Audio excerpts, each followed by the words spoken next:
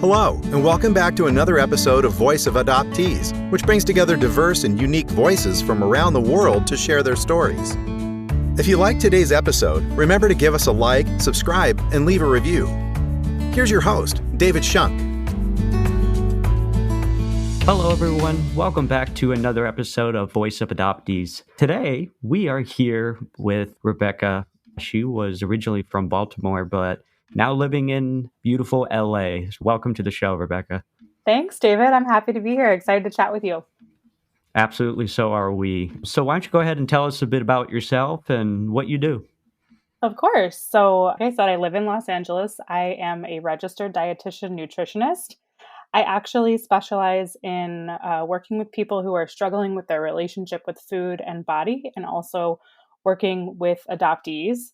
So I've been in the eating disorder field for about 5 years now, and recently started looking more into the connection between being adopted and having struggles with eating and struggles with body image. And so that's my current niche, and I'm really pumped about it. I've only been in LA for 5 years. Prior to that, I was in New York City for 6, and I went to college in Chicago, and I grew up in Baltimore. So I'm hitting all the top spots in the United States.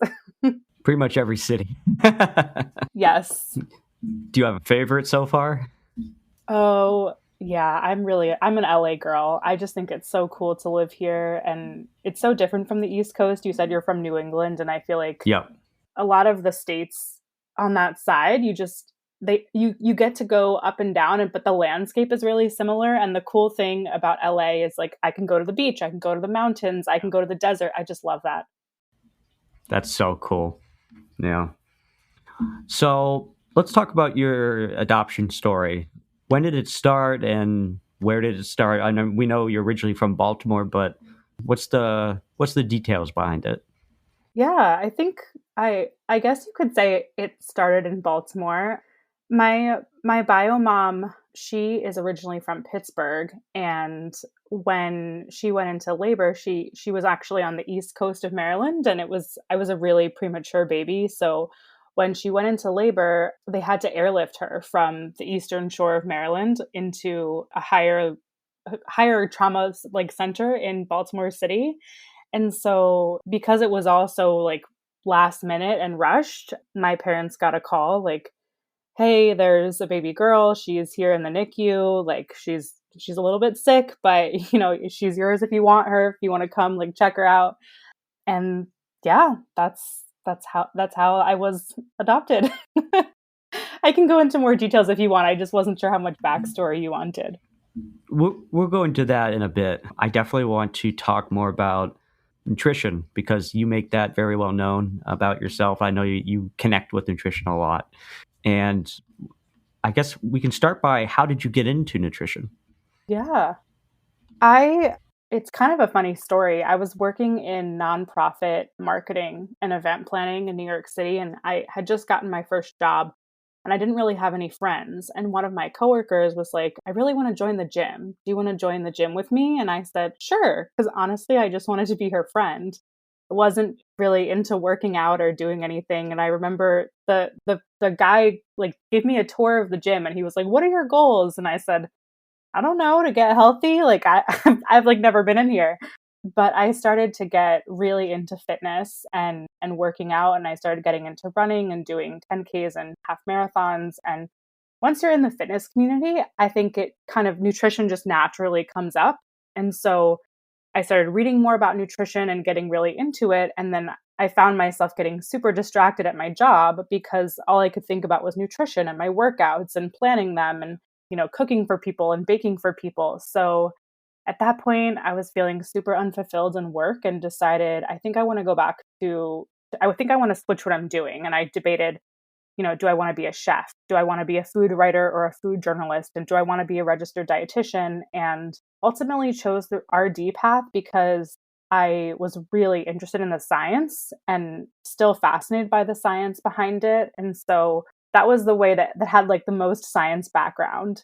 So that's what made me, go back to school on nights and weekends. And, I was in classes with people much younger than me taking organic chemistry and biochemistry and all of those things, because the path to be an RD in the States is quite long. Wow. Yeah. I've heard you mention organic chemistry and biochemistry. Total random fact, nothing about adoption, but well, in some ways, I guess it kind of is. About my adoptive parents, they're both veterinarians, and they always told me the hardest courses they had to take were organic chem and biochem. Yeah. Yeah, that was brutal. But Yeah. I mean, I didn't have any science background in college. I studied religious studies and Spanish, so I had to start from the very beginning. Wow. But when you're doing it later in life, when you really want to do it, I find that, like, it's easier than those classes that you're in when you're 18. Right. Yeah, makes sense. Yeah. So when did you realize that nutrition started to really impact your adoption, and how that connection, I guess, between nutrition and adoption play out in your life? Yeah, I think, well, the one thing I will say before I get into like the work connection is that I've always been a really adventurous eater, and I'm someone who can taste a lot of different flavors. And so that has been something that I've, kind of been known for in my family since I was a little girl. And when I finally reconnected with my bio mom, she actually told me that she's a wine sommelier.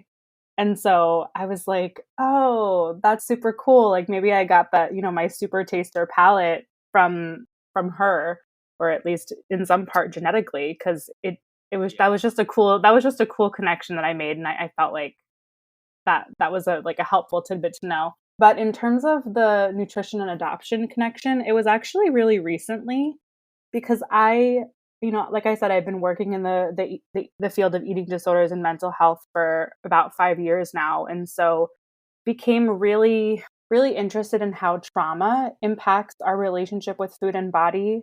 But it wasn't until I started thinking about my own adoption more deeply that I realized that obviously adoption is trauma, but also that trauma definitely impacts us and how we relate to food, not only when we're children, but as we get older.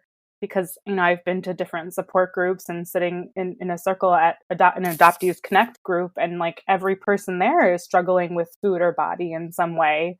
So I knew it wasn't a coincidence, and definitely upon reflection realized in my own life that, not having any genetic mirrors or biological mirrors made it a lot easier for me to get sucked into diet culture and to get sucked into nutrition, because that was a point of connection for me and my family, and, just a way for me to feel that belonging that I really desired.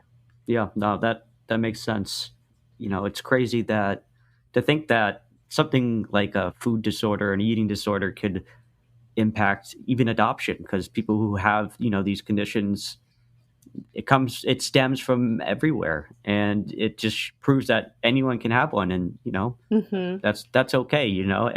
Someone probably, I feel like everyone kind of has like some weird thing with food anyway, whether it's a issue or not. Like, it's just, I don't know, we're all human beings, I guess. Absolutely. And like there's that social component and that environmental component, like you said.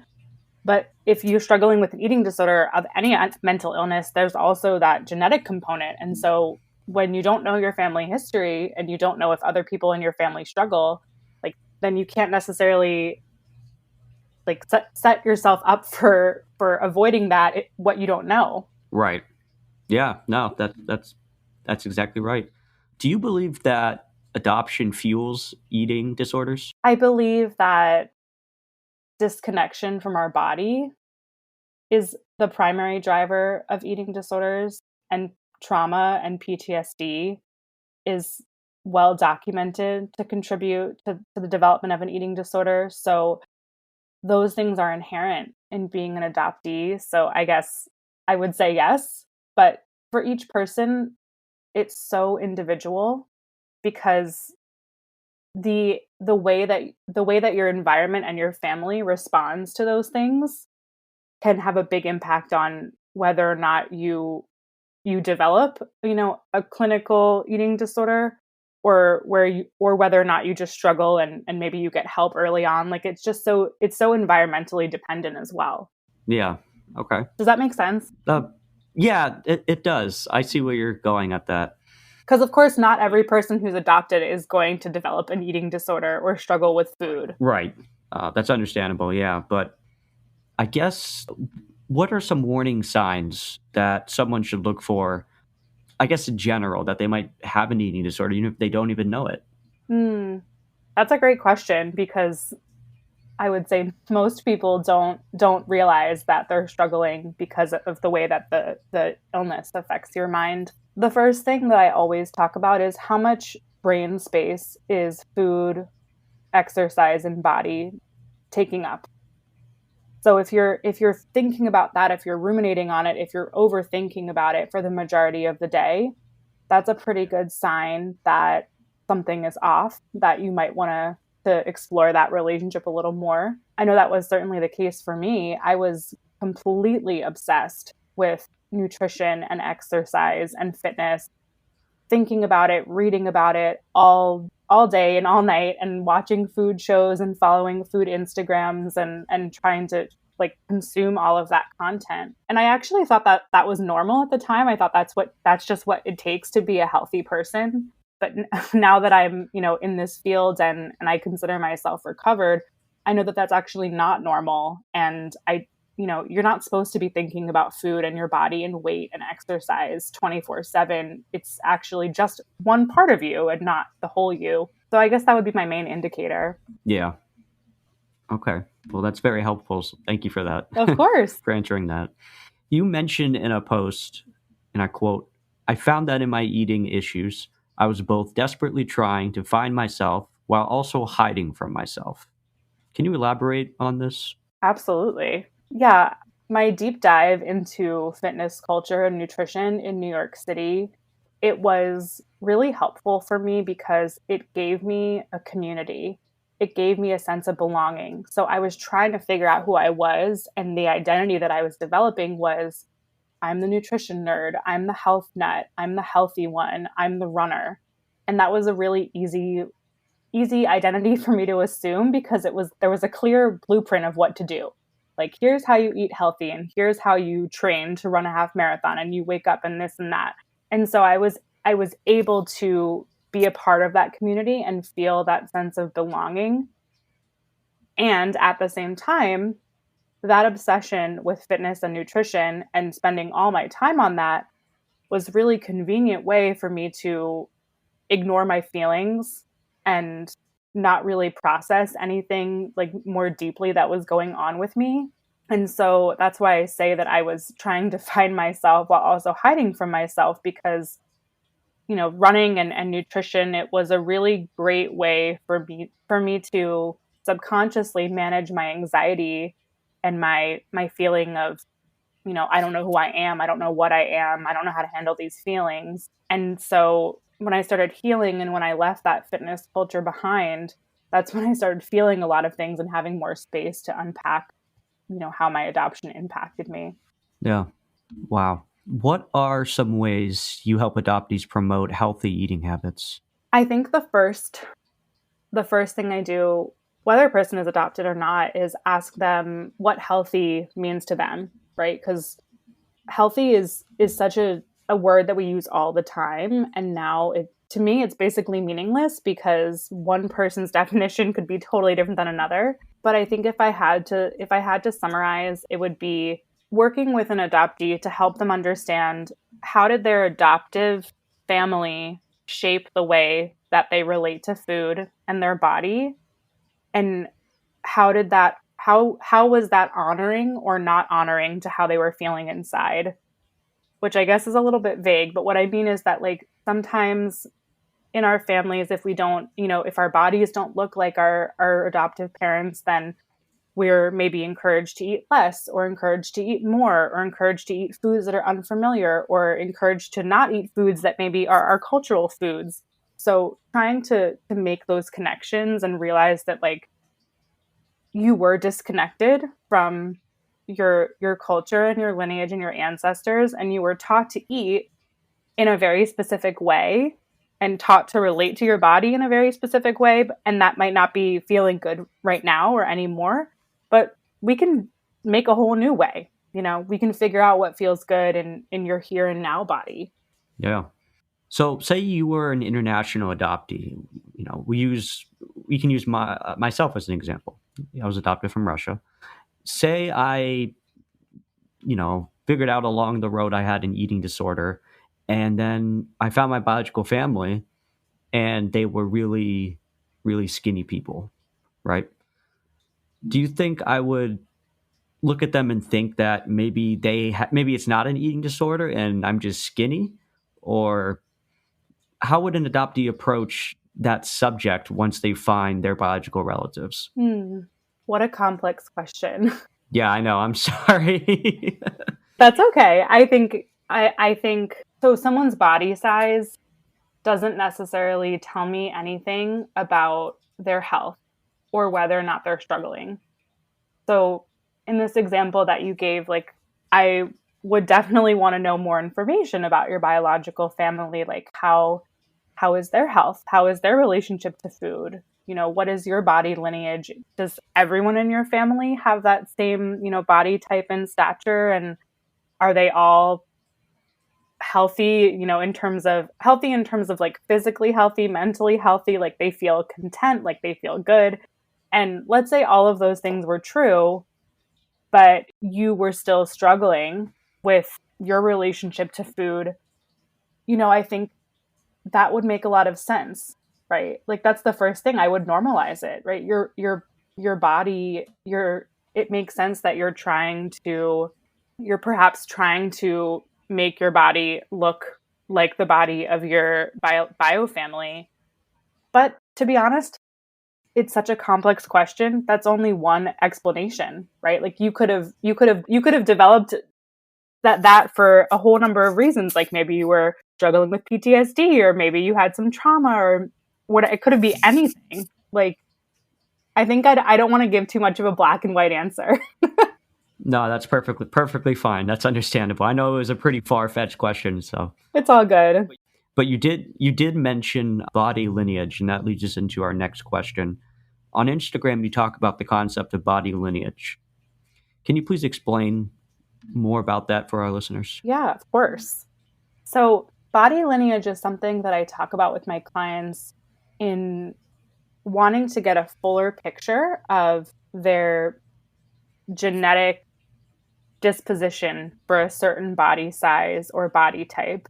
And with my clients who aren't adopted, especially, I would say it affects all humans, but many people come into my office and they're very uncomfortable in their current body and they want to change their body. Usually they want to lose weight or be smaller.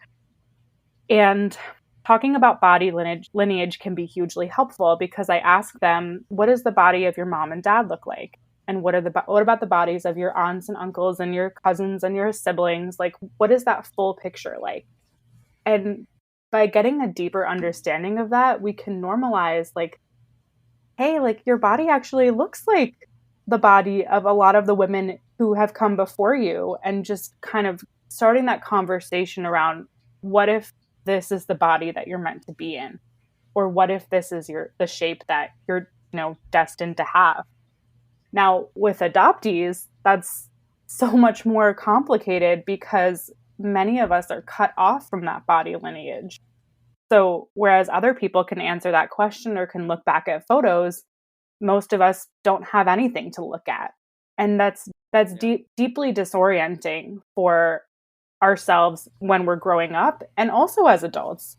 Especially, like, obviously the teenage years when you're going through puberty are a difficult time for anyone, but for adoptees, like, you have no roadmap of what to do. Like, personally, like, I'm, a lot hairier than my adoptive mom, and I struggled a lot more with acne.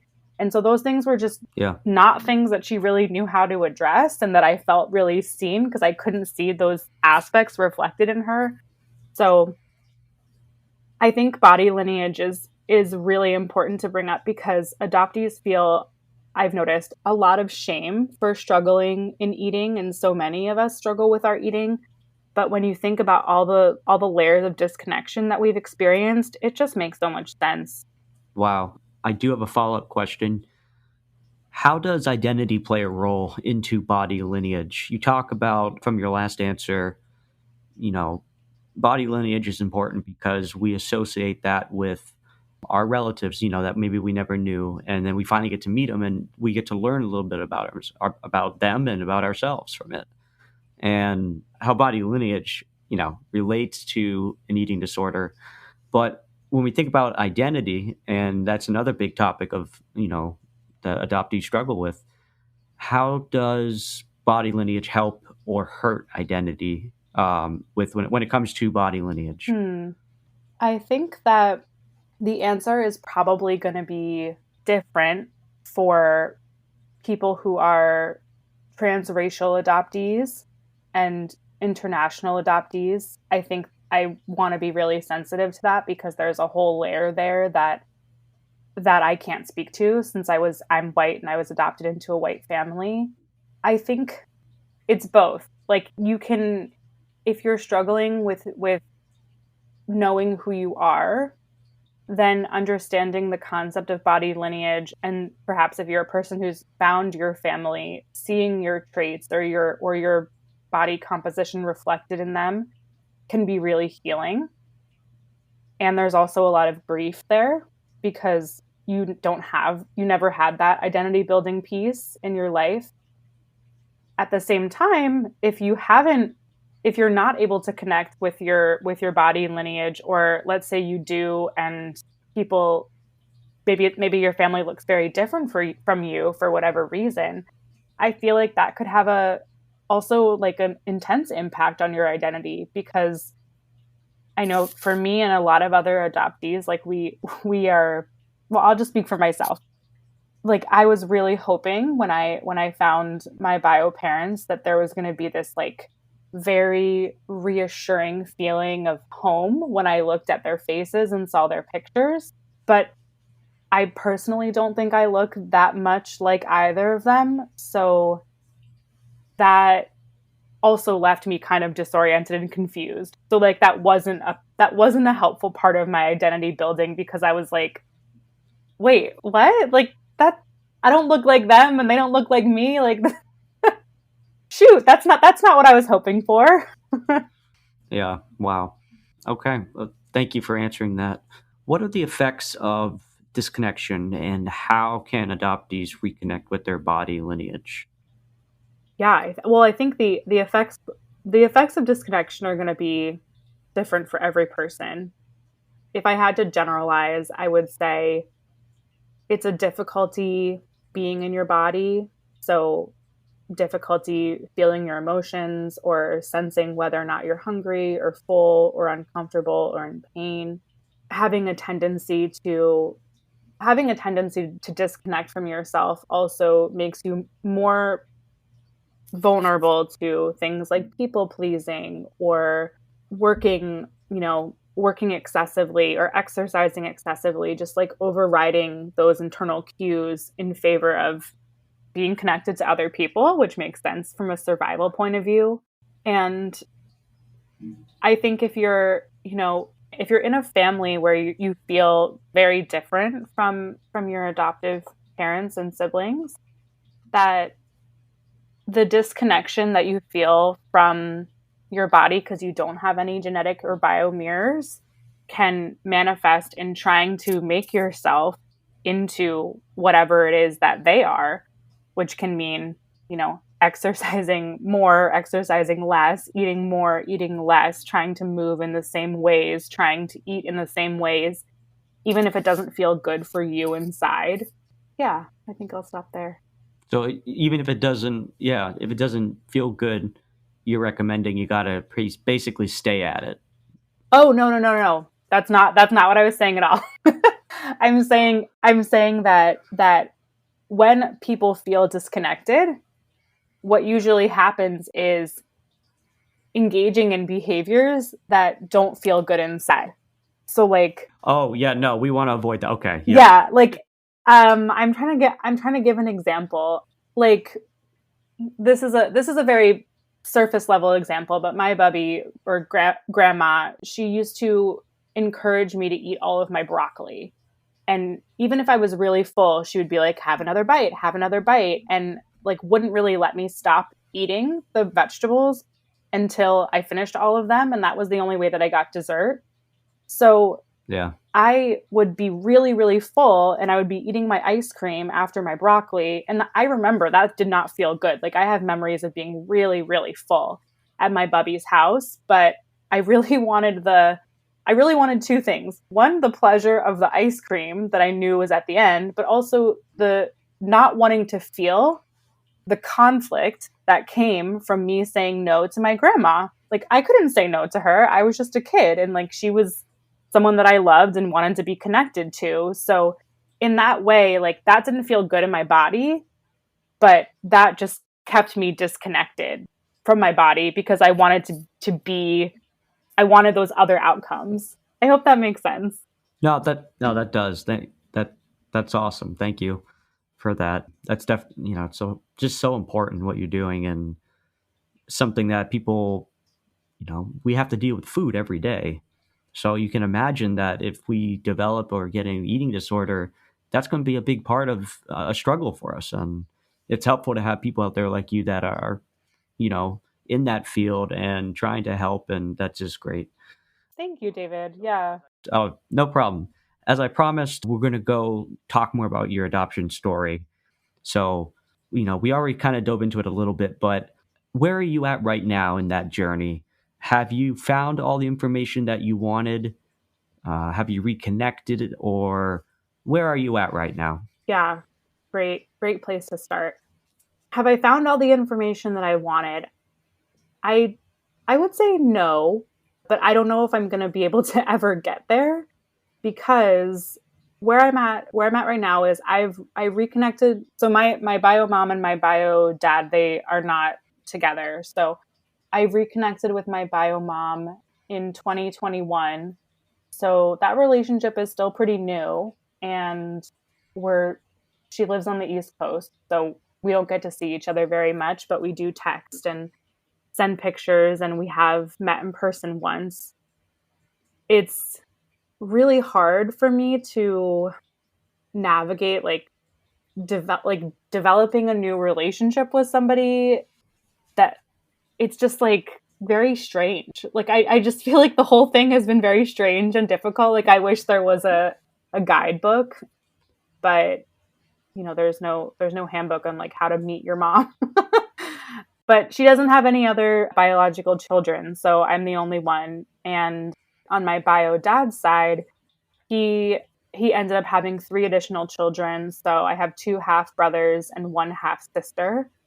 They are also on the East Coast, and I've never met them. And my bio dad was just a little more like laissez-faire about the whole thing. When I met him, he shared with me that it was like really surprising that I reached out to him because he hadn't thought of me, in 30 years or something like that. And so I think he's less interested in developing a relationship, and that's kind of how I perceive it, which is challenging for me because I think I was hoping for more of a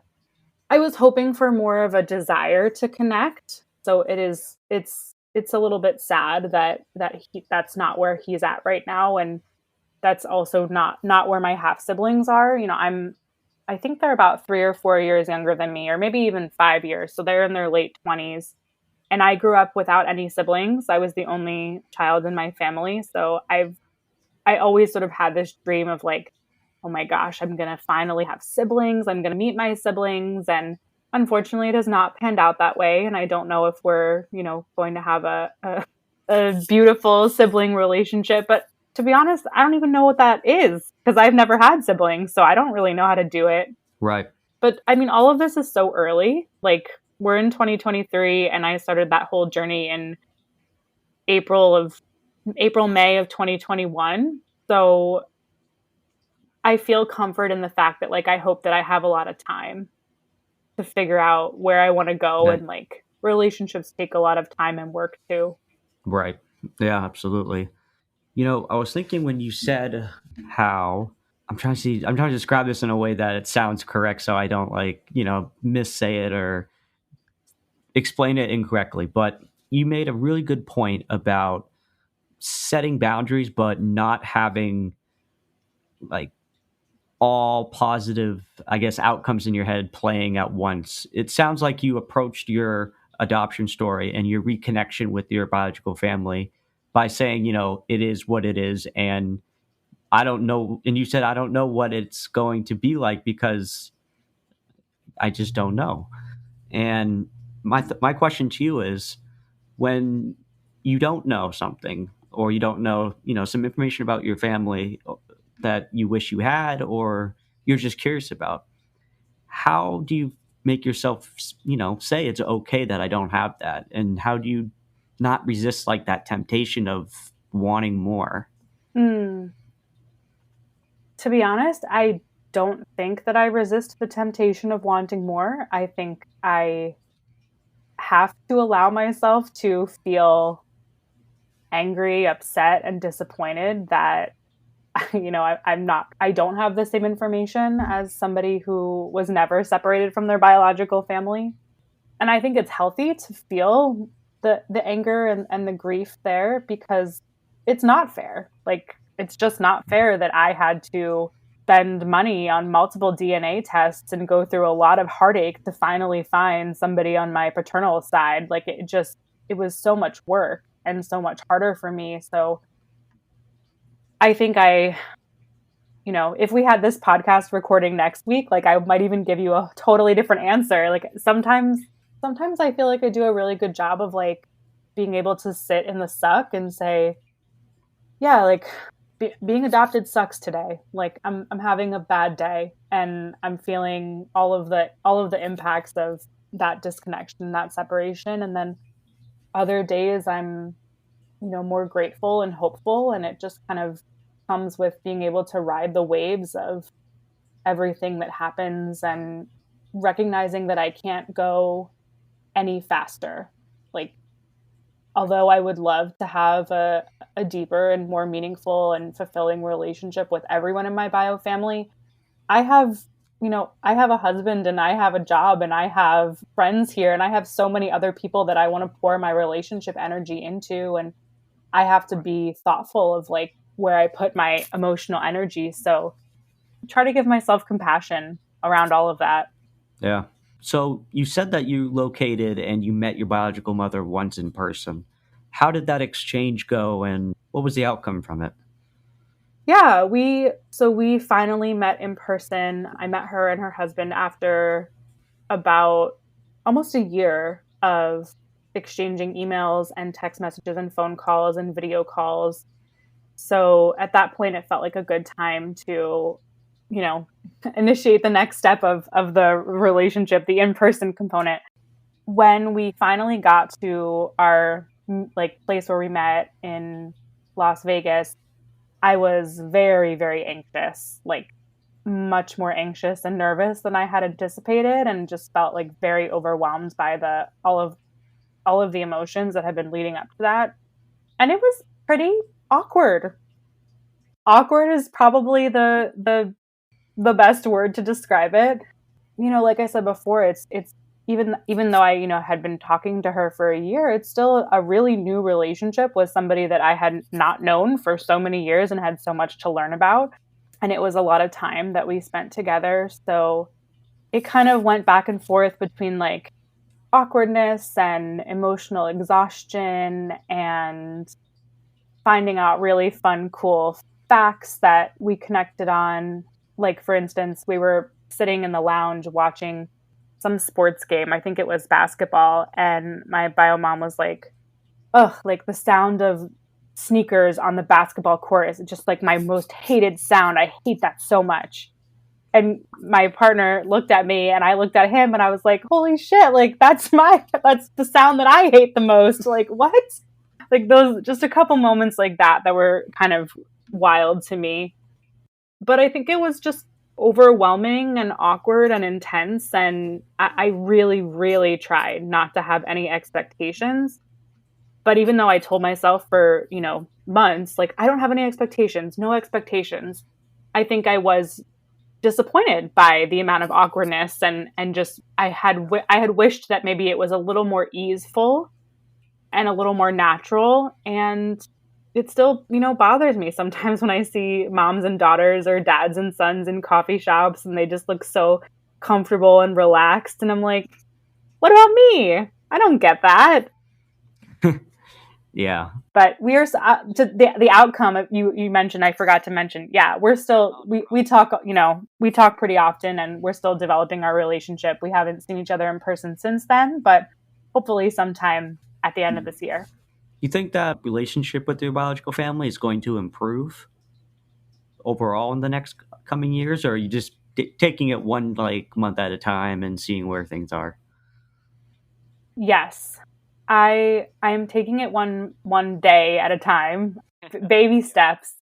I think it will improve because I don't want to use the word improve. I think it will improve because I will be constantly working on myself and constantly working to understand myself better and know myself better and manage my feelings and my expectations. And I really believe that the more comfortable I am with myself, then the better I can navigate all of these difficult relationships and situations. So, because it's just a long-winded way of saying I have faith in myself. Yeah. Well, I mean, sometimes that's all we need, right? At the end of the day, we just need to believe in ourselves, and somehow we're going to figure it out. Yep. I have one final question that I like to ask everyone, and it's the big one. It's, what advice would you like to leave to our listeners today with? Eat our peas. Yeah, well, I'm not the kind of dietitian that's gonna end on a food related note. I think I know. the advice I would give is to there's so much I want to say. One, allow yourself to feel difficult feelings, whether that be anger, grief, or disappointment, and allow yourself to speak your truth and say and share your story. That's why I think that this is so important, this podcast, and it's just allowing us to build connections with each other. And, I didn't speak really about being adopted until I was 30 years old. So that's a lifetime, basically, because I'm almost 33, a lifetime of silence, keeping all of these thoughts and feelings and confusions inside. And my therapist always says, the truth will set you free. And that is something that I wholeheartedly believe is just saying your truth, writing your truth, sharing your truth, posting it in a Facebook group or support group. That is my biggest advice. I mean, that, something as little as that really can change someone's life. There are so many people we've already interviewed here on this show alone that said that, hey, this is my first time being interviewed on a podcast, and this is my first time actually really thinking and talking about my adoption. And it turns out it helps a lot of them because they've never been able to have this connection, or maybe just the ability to be heard, because sometimes they might be in a adoptive family that, being as open as they wanted to be may have not been encouraged. Absolutely. So we really, so we allow ourselves to just come here and we talk about it, because it all begins with organizing and just letting people know where we are and who we are. I think that's big part of who we are is, our identity and how we identify and where our story began and everything around it, Yeah, David, we all deserve safe spaces to be heard. And that's why I appreciate this so much, because I already knew from listening to past interviews that there's no judgment. You're just allowing us space. And that's what we need, because so many of us were not given space or even silence. So it's super powerful. I agree. Yeah. Yeah. And I've learned to not talk as much during these about after 5 episodes or so. My team said, David, you're doing great, but long pause, if you could just let them talk a little bit more. So I said, yep, loud and clear.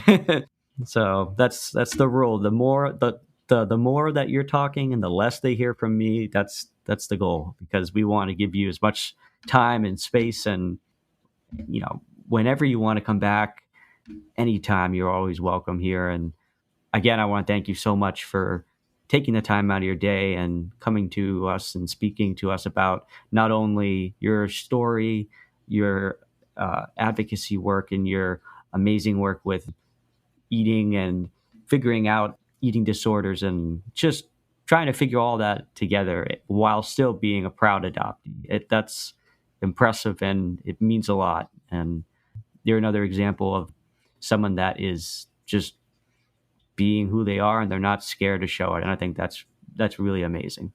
And I think people are really going to love to hear your story, and I can't wait.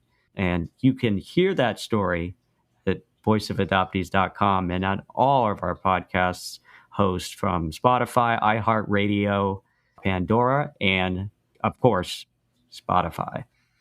Rebecca, it's been an absolute pleasure to have you from beautiful California and LA. Hopefully, we're becoming a movie star maybe on our off time. We'll see. But thank you so much again for coming on and just being who you are and sharing your story. I really appreciate it, and our listeners really appreciate you. Thank you, David. Yeah, it's been awesome. And, I just want to say one last thing before we go, which you said, like, you're not scared to be who you are. I'm only here today because of a lot of deep work I've been doing for the past 2+ years. And if you had met me like 3 years ago, I would not have been able to do this, speak about this, to even have my Instagram and to do this work. So I guess I just want to say, like, thank you. That's great. I've really been trying. And if you're where I was 3 years ago and you are scared to be who you are, there is hope. You can get here. Absolutely. And there are many different avenues for resources out there and support groups. And there are some really good therapists out there. Absolutely. Whatever journey and whatever style of help you're looking for, it's out there. And we'll be with you every step of the way, and always here for, to listen to your voice on Voice of Adoptees. Thanks for stopping by, everyone. That was Rebecca. Tune into her show. We are so happy that she was able to join us tonight, and we look forward to having someone else on the show. If you're interested, drop us a line and visit our website, voiceofadoptees.com. Thank you so much. We'll see you next time. Voice of Adoptees. Who am I? Thanks for listening to Voice of Adoptees. Please take a moment to like, subscribe, and leave a review. See you next time.